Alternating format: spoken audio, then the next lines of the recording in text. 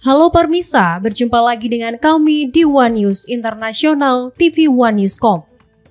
Menteri Energi Amerika Serikat Chris Wright menegaskan bahwa uji coba senjata nuklir yang diperintahkan Presiden Donald Trump tidak akan melibatkan ledakan nuklir atau awan jamur, melainkan hanya pengujian sistem senjata.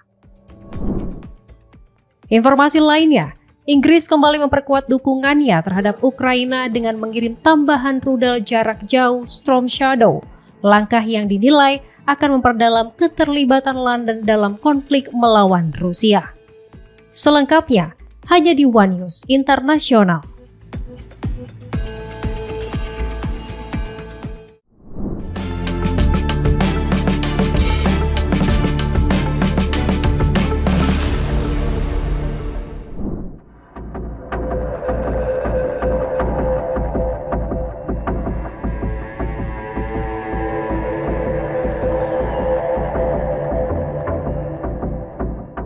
Rusia meresmikan kapal selam bertenaga nuklir terbaru bernama Khabarov dalam upacara di Severodvinsk Sabtu lalu.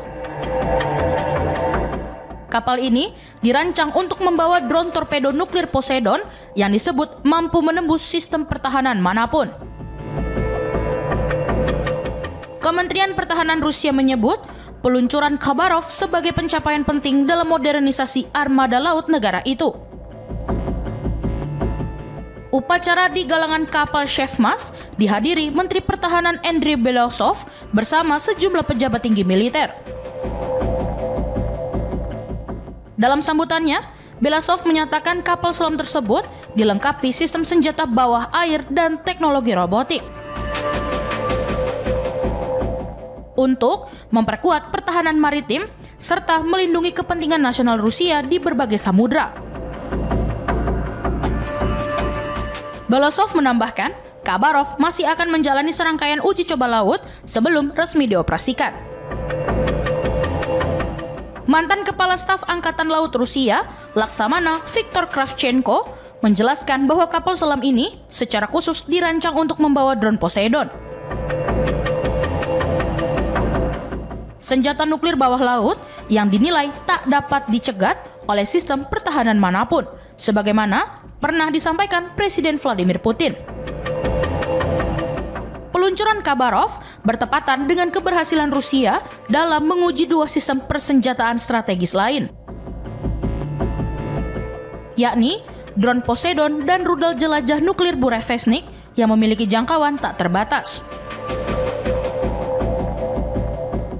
Uji coba tersebut diumumkan Putin di tengah kebuntuan negosiasi perdamaian Ukraina dan meningkatnya tensi dengan Barat. Sementara itu, Presiden Amerika Serikat Donald Trump pada Kamis lalu memerintahkan Departemen Pertahanan untuk memulai pengujian senjata nuklir dengan alasan persaingan strategis melawan Rusia dan China. Menanggapi hal itu, juru bicara Kremlin Dmitry Peskov menyebut Moskow tidak berupaya terlibat dalam perlombaan senjata, meski terus memperkuat kemampuan pertahanannya.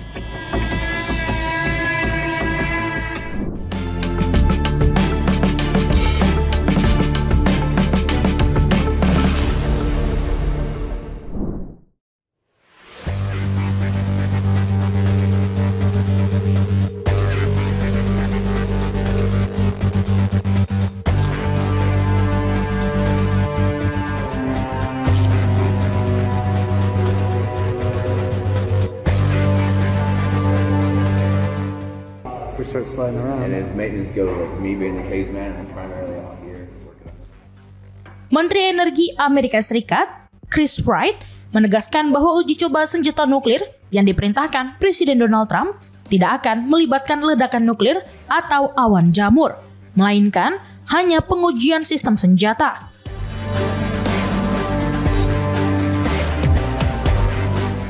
Wright menjelaskan bahwa pengujian tersebut difokuskan pada bagian-bagian senjata nuklir untuk memastikan fungsinya berjalan sesuai rencana.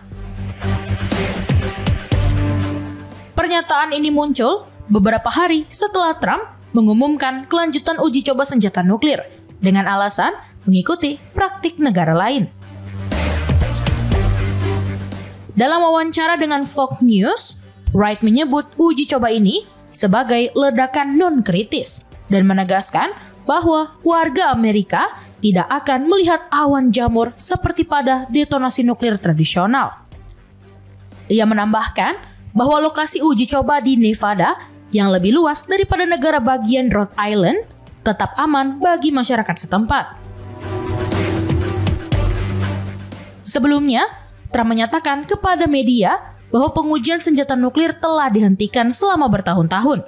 Namun, dengan negara lain melakukan uji coba, Amerika Serikat perlu menyesuaikan diri. Meskipun detonasi nuklir jarang dilakukan saat ini, Korea Utara tetap menjadi satu-satunya negara yang rutin menguji bom nuklir dalam seperempat abad terakhir. China dan Rusia telah memperluas cadangan nuklirnya, dengan Rusia baru-baru ini menguji 2 kendaraan pengiriman eksotis, rudal jelajah bertenaga nuklir Burevestnik, dan torpedo bawah laut Poseidon. Sejak 1993, Amerika Serikat berupaya mengikuti norma internasional yang membatasi uji coba nuklir.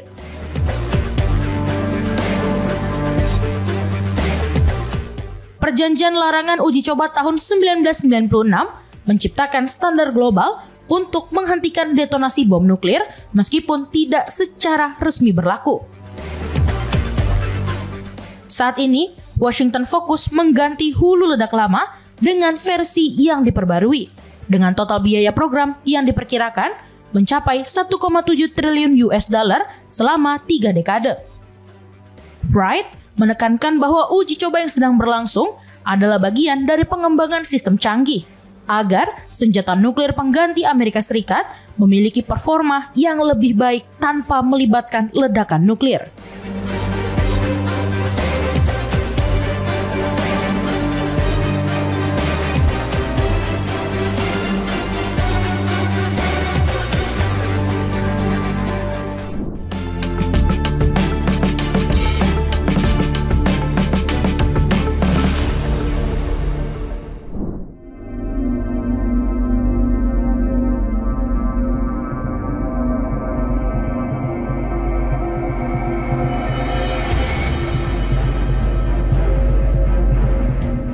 Korea Utara menembakkan sejumlah roket artileri saat Menteri Pertahanan Amerika Serikat Pete Hegseth berkunjung ke Korea Selatan atau Korsel.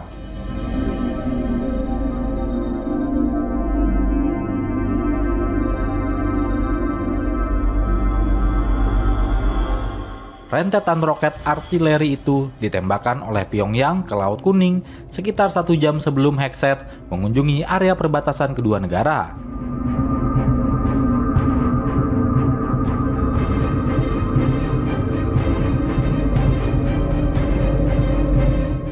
Menurut Kepala Staf Gabungan Militer Korea Selatan atau JCS, seperti dilansir AFP, Selasa 4 November 2025 juga menembakkan senjata serupa.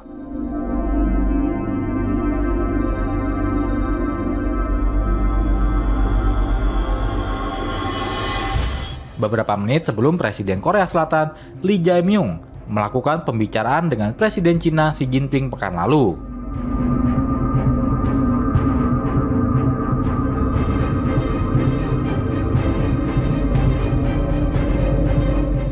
JCS dalam pernyataannya melaporkan bahwa pihaknya baru-baru ini mendeteksi sekitar 10 roket artileri yang ditembakkan ke bagian utara Laut Barat.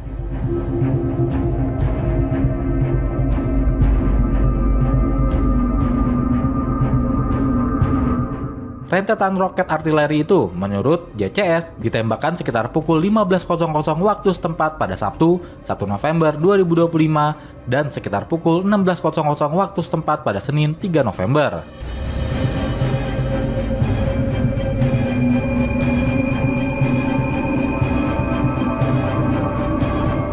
Hegseth mengunjungi perbatasan yang dijaga ketat yang memisahkan Korea Selatan dan Korea Utara pada Senin, 3 November waktu setempat.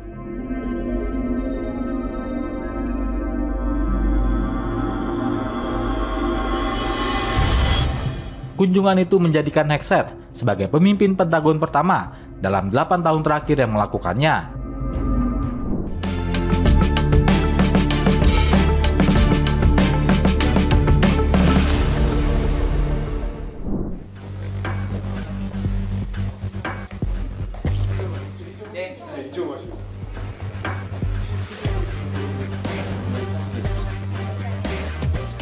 Presiden Cina Xi Jinping melontarkan candaan soal mata-mata saat memberikan ponsel pintar kepada Presiden Korea Selatan Lee Jae-myung.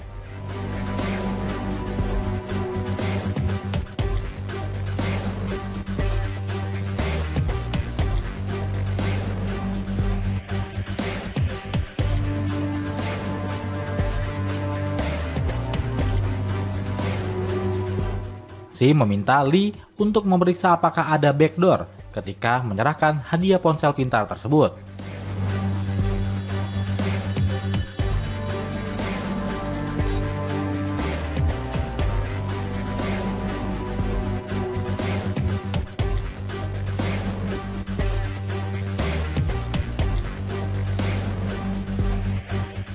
Itu menjadi lelucon langka yang dilontarkan sang pemimpin Cina yang langsung menjadi pemberitaan utama di Korea Selatan.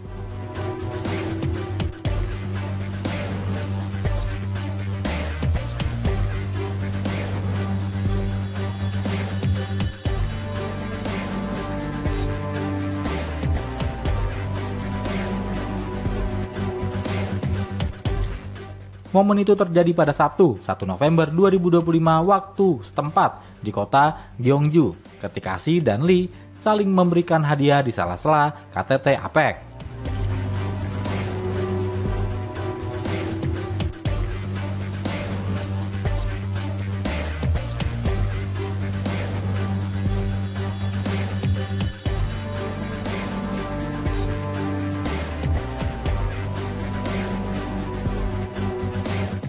Itu menandai kunjungan pertama Xi ke Korsel setelah lebih dari 1 dekade terakhir.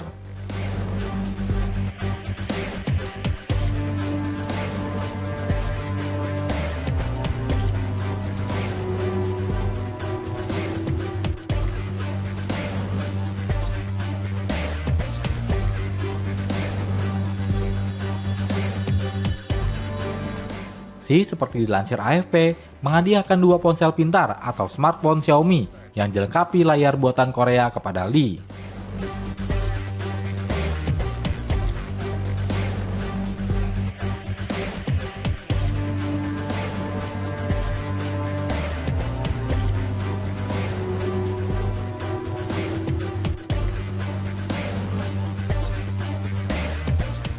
Saat diberikan ponsel, Lee bertanya dengan nada candaan kepada Xi tentang jalur komunikasi ponsel itu. Ia bertanya apakah jalur komunikasi ponsel itu aman.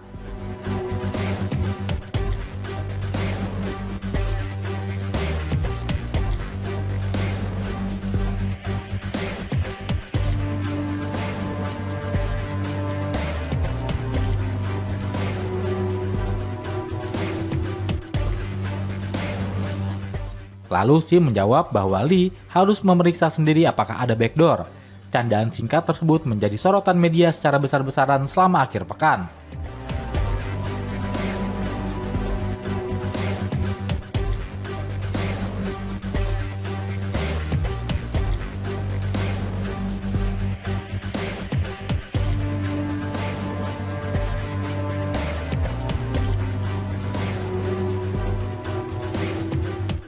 Karena Xi Jinping jarang terlihat melontarkan lelucon, apalagi soal spionase.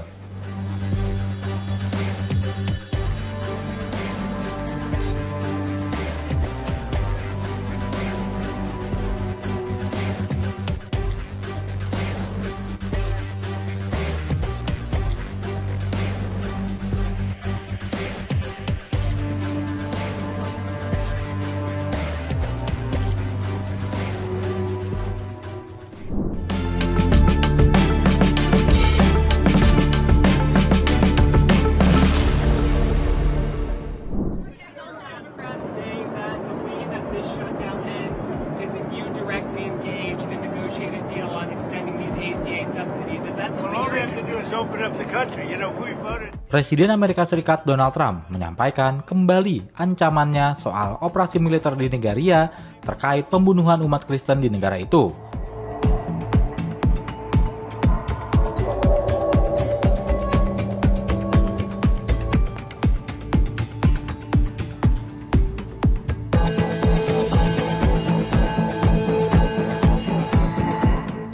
Penegasan disampaikan Trump setelah kantor kepresidenan Nigeria mengusulkan pertemuan untuk menyelesaikan masalah tersebut.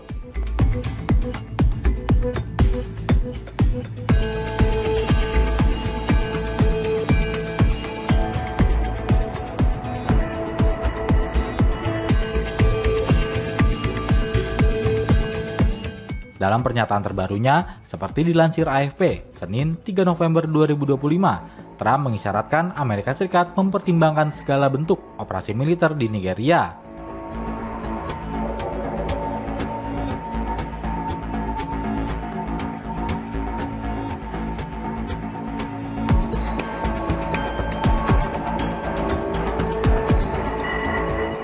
Ketika ditanya wartawan soal apakah dirinya mempertimbangkan mengerahkan pasukan darat atau melancarkan serangan udara ke Nigeria, Trump menjawab membuka peluang itu dan menyebut bisa saja tindakan itu terjadi, namun ia membayangkan banyak hal.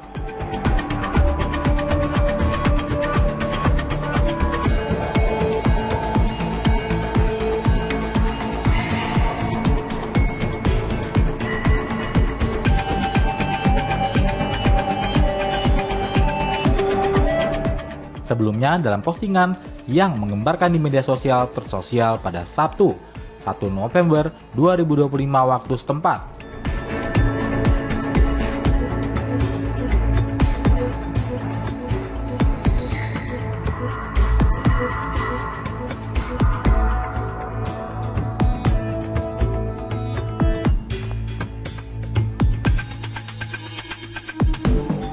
Trump mengatakan bahwa dirinya telah meminta Pentagon untuk memetakan kemungkinan rencana serangan di Nigeria.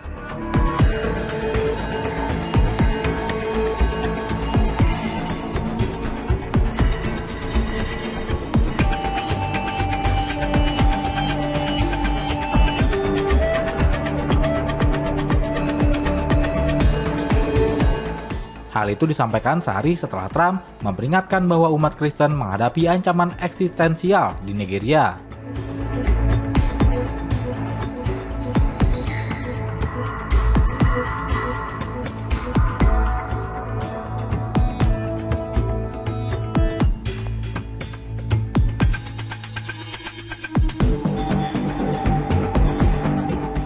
Nigeria yang hampir terbagi rata antara wilayah utara yang ditinggali mayoritas Muslim dan wilayah selatan yang dihuni mayoritas Kristen, terjerumus ke dalam berbagai konflik yang, menurut para ahli, telah menewaskan baik umat Kristen maupun Muslim tanpa pandang bulu.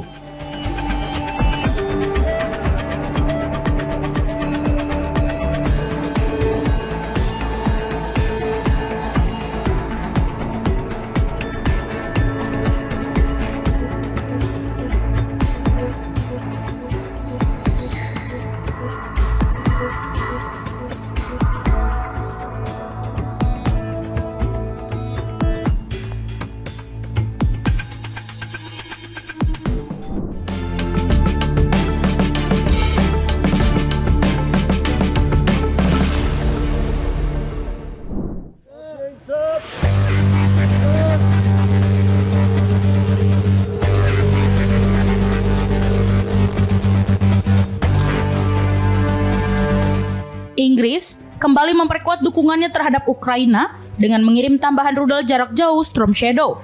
Langkah yang dinilai akan memperdalam keterlibatan London dalam konflik melawan Rusia.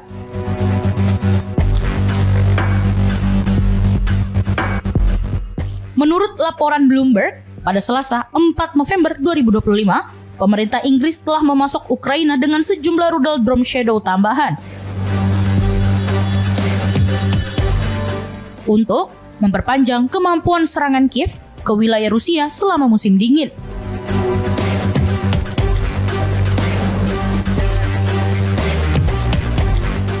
Meski jumlah pasti tidak disebutkan, pengiriman ini menjadi kelanjutan dari putusan London pada Mei 2023 untuk menyediakan rudal berjangkauan lebih dari 250 km tersebut.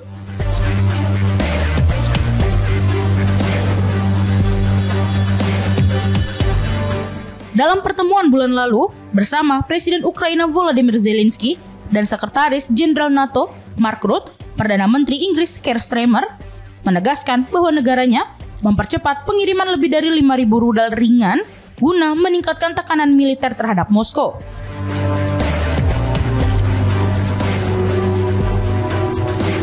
Dukungan itu datang di tengah laporan Ukraina yang mengklaim telah menggunakan Storm Shadow untuk menyerang fasilitas industri jauh di dalam wilayah Rusia pada Oktober lalu.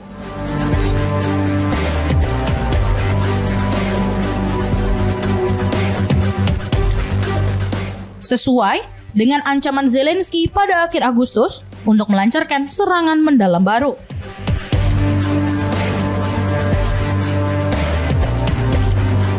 Sebelumnya, laporan The Times pada April menyebutkan bahwa pasukan Inggris secara diam-diam membantu pemasangan rudal Storm Shadow di pesawat tempur Ukraina dan memberikan pelatihan kepada pasukan Kiev.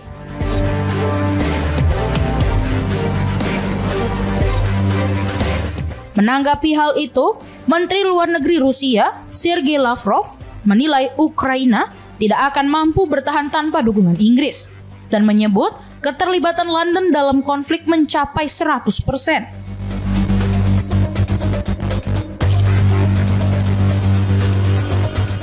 Sementara itu, juru bicara Kementerian Luar Negeri Rusia Maria Zakharova menuduh Inggris sebagai pihak yang memerintahkan serangan terhadap pipa minyak Zuza pada Maret lalu.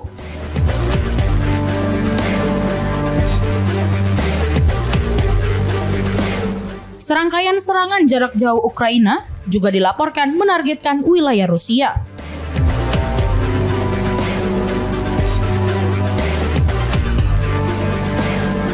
Termasuk insiden pada Januari ketika rudal Storm Shadow dan AT-ACMS buatan Amerika Serikat merusak puluhan rumah di wilayah Brashing. Moskow menilai eskalasi tersebut sebagai bukti bahwa perang di Ukraina kini telah berubah menjadi perang proksi antara Rusia dan Barat.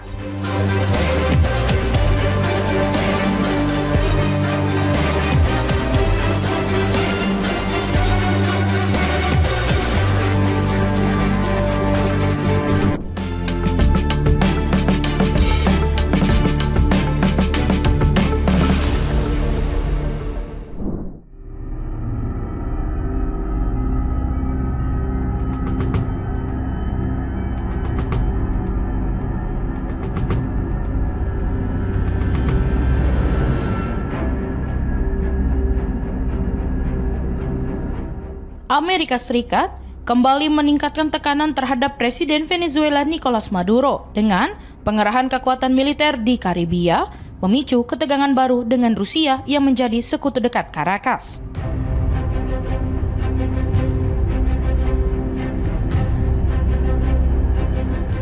Pada 2019, Washington mendukung oposisi Juan Guaido untuk menggulingkan Nicolas Maduro, tetapi upaya itu gagal setelah militer tetap setia kepada pemerintah.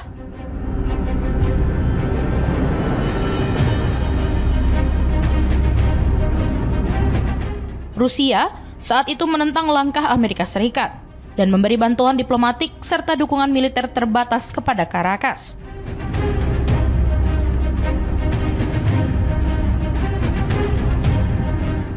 Kini, di bawah pemerintahan Presiden Donald Trump, Amerika Serikat kembali menekan Maduro, termasuk dengan menempatkan kapal induk USS Gerald R. Ford di wilayah Karibia dan melancarkan operasi terhadap kapal yang dituduh menyelundupkan narkoba.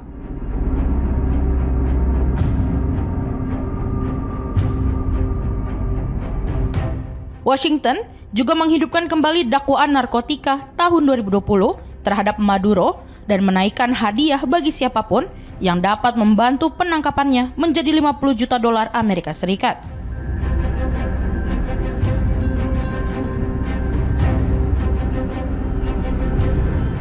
Dalam wawancara dengan CBS, Trump menepis kemungkinan perang, namun menyiratkan bahwa masa jabatan Maduro mungkin segera berakhir.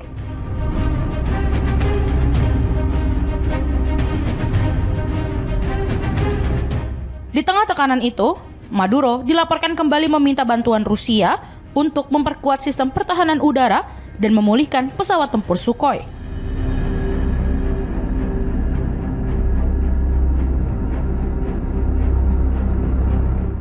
Menurut laporan The Washington Post, permintaan tersebut juga mencangkup dukungan logistik dan pasokan rudal baru.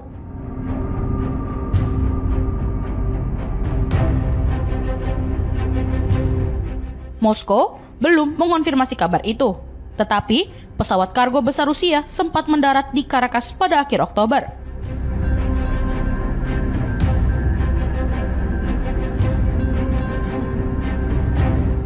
Kementerian Luar Negeri Rusia mengecam operasi militer Amerika Serikat di dekat Venezuela dan menegaskan dukungan terhadap kedaulatan Caracas.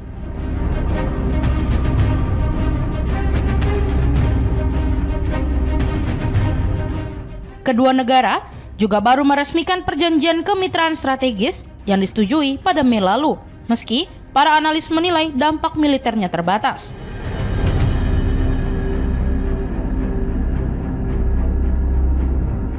Pengamat menilai kemampuan Rusia membantu Venezuela kini berkurang karena sumber daya Moskow tersedot ke perang Ukraina.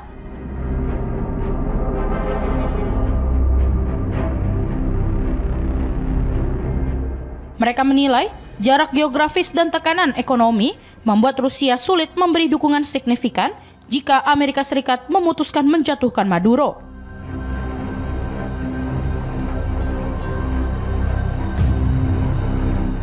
Bagi Kremlin, kejatuhan Maduro akan menjadi kerugian besar, mengingat Venezuela selama ini menjadi mitra utama Rusia di Amerika Latin dan lokasi penting bagi investasi energi Moskow.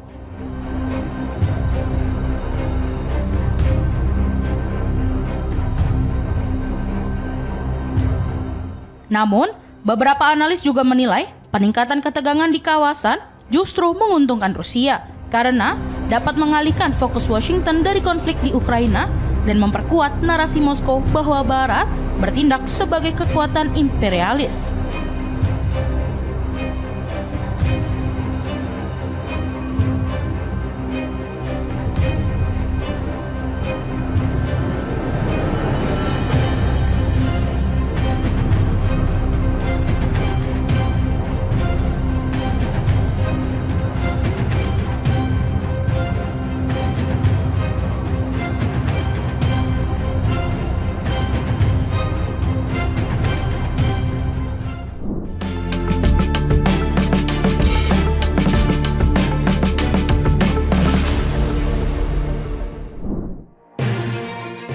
Demikian informasi yang dapat kami sampaikan pemirsa.